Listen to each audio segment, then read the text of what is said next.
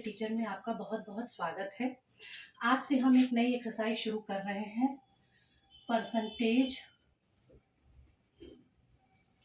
And its application.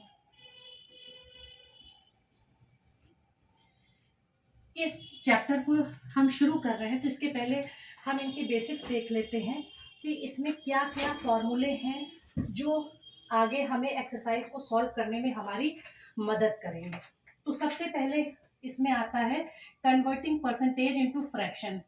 Converting percentage into fraction, यानी अगर आपको कोई चीज परसेंटेज में दी है तो आप उसको फ्रैक्शन में कैसे चेंज करेंगे। जैसे मान लीजिए 20% दिया है और इसको कहा गया है फ्रैक्शन में चेंज कीजिए। तो 20% का मतलब क्या हुआ, 20/100। अब हम इसको काटेंगे, 2 1 2, 2 5 10, तो ये 1/5 आ गया। ये हो गया परसेंटेज से फ्रैक्शन में चेंज। दूसरा है converting fraction into a percentage. Converting fraction into percentage. जैसे हमारे पास 3/25 फ्रैक्शन में दिया है और इसको परसेंटेज में चेंज करना है, तो इसको हम क्या करेंगे, 325 को 100 से मल्टीप्लाई करेंगे, 100% से। तो 25 4 ज़ा 100 और 3 4 ज़ा 12%। अगर परसेंटेज में दिया है और उसको फ्रैक्शन में पूछा है तो 100 से डिवाइड करेंगे, और फ्रैक्शन में दिया है और परसेंटेज निकालना है तो उसको हम 100 से मल्टीप्लाई करेंगे। तीसरा है converting a percentage into a ratio. Converting a percentage into ratio. जैसे ये 28% है तो इसको रेशियो में करने के लिए क्या होगा, जब हमारे पास फ्रैक्शन में होगा तभी तो हम उसको रेशियो में बता पाएंगे। तो इसको पहले हम फ्रैक्शन में चेंज करेंगे, 28/100 हो गया। जब हम इसको डिवाइड काटेंगे तो ये हो गया 7/25। ये फ्रैक्शन में आ गया। अब इसी फ्रैक्शन को जब हम रेशियो में लिख सकते हैं 7:25। तो इस तरह से हम परसेंटेज को रेशियो में लिख सकते हैं। फिर चौथा है converting a ratio into a percentage. Converting ratio into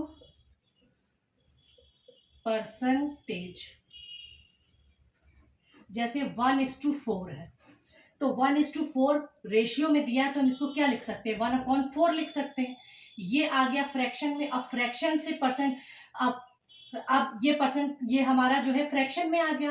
अब इसको हमको क्या परसेंटेज में चेंज करना है, तो इसको हम 100 से मल्टीप्लाई कर देंगे, तो ये आ गया 25। ये चेंज हो गया हमारा 25%। कई चीजें हैं जिनको हमें देखना है जो हमें इस चैप्टर में काफी मदद करेंगी। नंबर 5 है converting a percentage into a decimal. Converting a percentage into decimal.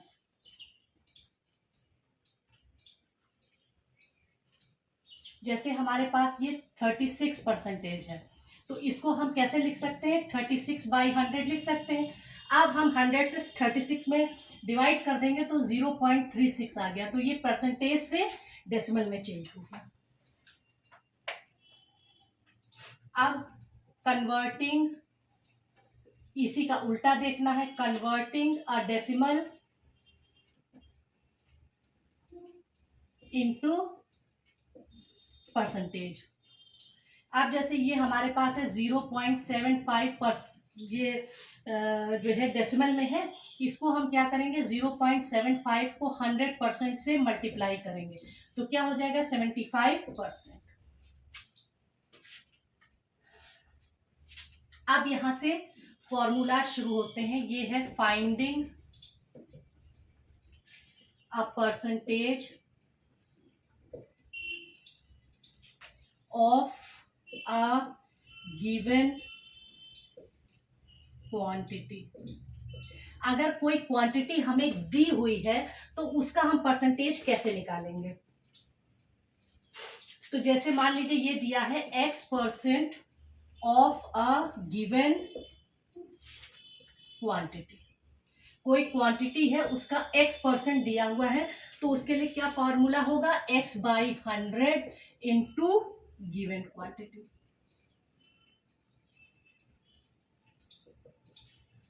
जैसे मान लीजिए यहां पे दिया है 75% ऑफ 12, ये हो गया ना finding a percentage of a given quantity. Given quantity का परसेंटेज कैसे निकालेंगे, तो जैसे मान लीजिए X% of a given quantity दिया हुआ है तो क्या होगा, X/100 इंटू गिवन क्वांटिटी। जैसे एग्जाम्पल इसका क्या है कि एक क्वांटिटी है 12, उसका 75% दिया हुआ है, तो इसको हम कैसे सॉल्व करेंगे, इसको क्या करेंगे, ये X है, ये X% है, तो हम क्या लिखेंगे 75/100 इंटू 12 और फिर इसको सॉल्व कर लेंगे। तो आपको समझ में आ गया ना, X% of a given quantity is equal to X/100 into given quantity. तो इन्होंने कहा 75% ऑफ अ 12, तो 75/100 यानी X/100 और गिवन क्वांटिटी क्या है आपकी 12। इस तरह से ये सॉल्व हो जाएगा।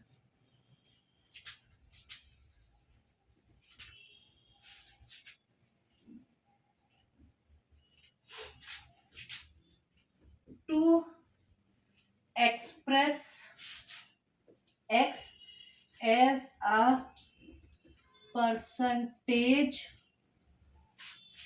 of Y। देखिए ये कैसे, तो इसको निकालने के लिए हम क्या करेंगे, percentage is equal to X/Y into 100%, ये फॉर्मूला लगेगा। अब इसका एक, लेकिन इसके लिए एक शर्त ये है कि X और Y एक ही क्वांटिटी में होने चाहिए। जैसे अगर X ग्राम में दिया है तो ये भी ग्राम में होना चाहिए। मान लीजिए अगर X ग्राम में दिया है और ये मिलीग्राम में दिया है तो इसको ग्राम में चेंज करेंगे। ये मान लीजिए ये किलोग्राम में दिया है, ये ग्राम में दिया है, तो या तो इसको किलोग्राम में चेंज कीजिए या इसको ग्राम में चेंज कीजिए। कहने का मतलब ये है कि जो उसकी यूनिट दी है वो सेम होनी चाहिए। जैसे मान लीजिए एक एग्जांपल हम दे रहे हैं कि 150 gram as a percentage of 6 kg। देखिए इसी में है ना, to express X as a percentage of Y, तो इसी का एग्जांपल क्या है, 150 ग्राम ऐसा परसेंटेज ऑफ 6 kg।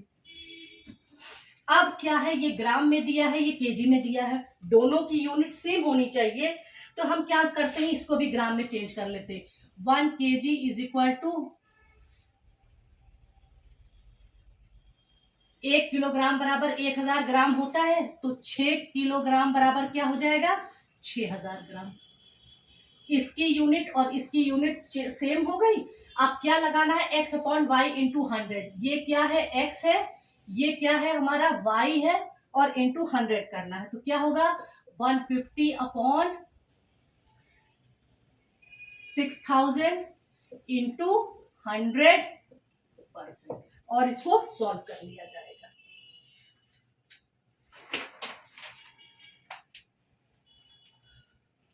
तो यहां क्या लिखा जाएगा, रिक्वायर्ड परसेंटेज, ये भी वही required percentage.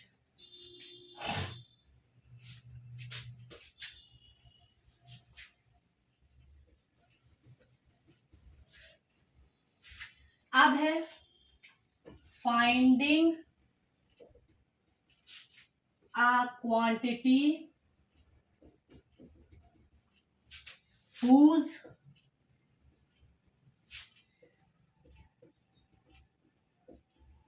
percentage is given। अगर किसी का परसेंटेज दिया हुआ है तो उसकी क्वांटिटी कैसे निकालेंगे, finding a quantity whose percentage is given. तो जैसे हम ये होगा कि x by 100 of a quantity is equal to y। कोई क्वांटिटी y है, उसका x बाई 100% दिया हुआ है, तो रिक्वायर्ड क्वांटिटी क्या होगी?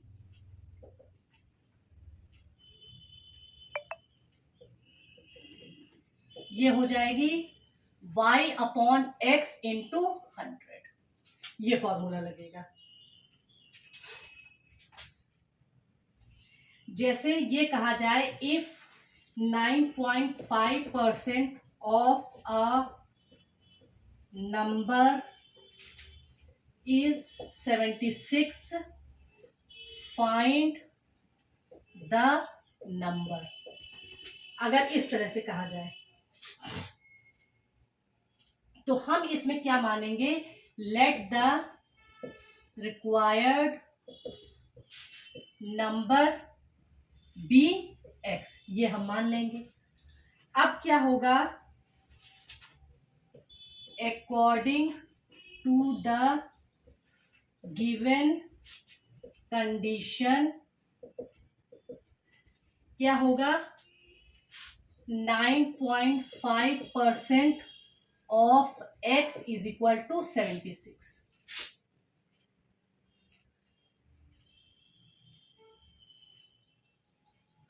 ये इस फॉर्म में आ गया। 9.5% का क्या मतलब हुआ? 9.5 into x upon 100 is equal to 76। इस फॉर्म में आ गया। Finding a quantity whose percentage is given. यहाँ पे 9.5% दिया गया था किसी नंबर का, तो वो नंबर हमें बताना था, तो हमने ये मान लिया कि वो नंबर x है। तो 9.5% of x is equal to 76। तो इसका मतलब क्या हुआ? 9.5 इंटू एक्स अपॉन 100 इंटू 76 इस फॉर्म में आ गया। अब क्या होगा?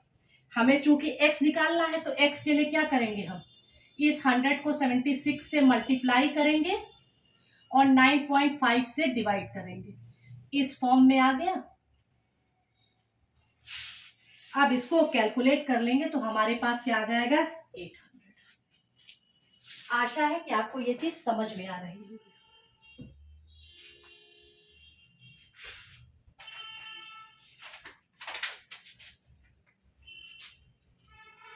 अब है finding increase oblique decrease percentage.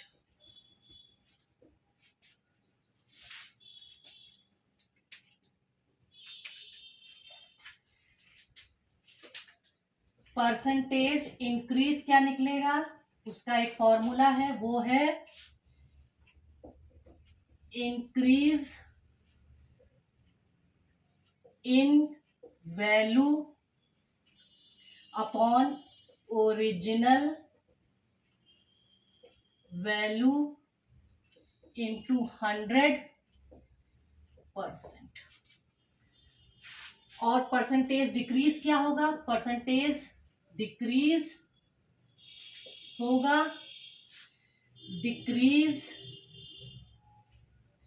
इन value upon original value into 100%। ये फॉर्मूला लगेगा।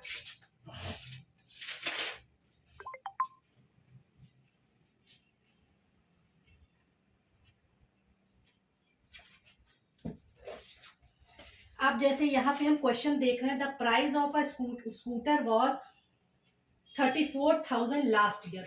लास्ट ईयर में वो कह रहा है कि एक स्कूटर का प्राइस क्या था? 34,000 था। This year price is 40,800। This year क्या हो गया? 40,800। यहां आप देख रहे हैं ना कि 34,000 से 40,000 हो गया, बढ़ गया। फाइंड द परसेंटेज इंक्रीज और डिक्रीज इन प्राइस। अब इंक्रीज और डिक्रीज जो भी है वो आपको बताना है। यहां पे देखने से लग रहा है कि इंक्रीज हो गया है। तो हमारा ओरिजिनल प्राइस क्या था? 34,000 और इंक्रीज कितना हुआ प्राइस में? अगर हम 40880 से 34000 घटा दें तो कितना इंक्रीज हो गया? 6800 इंक्रीज हो गया। अब परसेंटेज इंक्रीज कैसे निकलेगा? Increase in value, increase in value क्या आया? 6800। ओरिजिनल वैल्यू क्या है? 3400 इंटू 100%। कैलकुलेट करेंगे, आ जाएगा। इस तरह से, इसी तरह से डिक्रीज होगा तो आपको क्वेश्चन में ही पता चलेगा कि कितना डिक्रीज हुआ है। ओरिजिनल वैल्यू रखिए, डिक्रीज वैल्यू रखिए, उसको 100 से मल्टीप्लाई कीजिए, आपका आ जाएगा।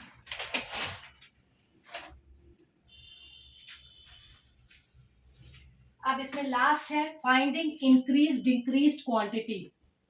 फाइंडिंग इंक्रीज्ड और डिक्रीज्ड क्वांटिटी।